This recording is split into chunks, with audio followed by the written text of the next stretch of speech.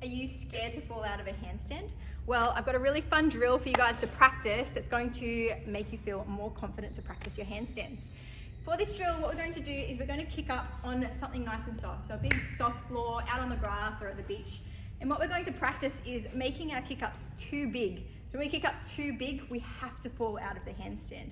So we're going to start on our soft floor. I'm going to kick up too hard for the handstand.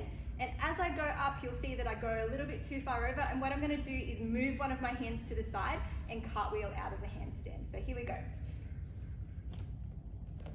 Move a hand, cartwheel out to the side. I'll show you that one more time. Going up for my handstand, too long, and cartwheel out to the side.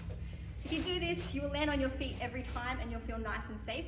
The really great thing about this is if you practice this lots, you're going to feel way more comfortable about kicking up to the handstand. And if you're way more comfortable about kicking up to the handstand, you're going to practice more. Enjoy that one, guys.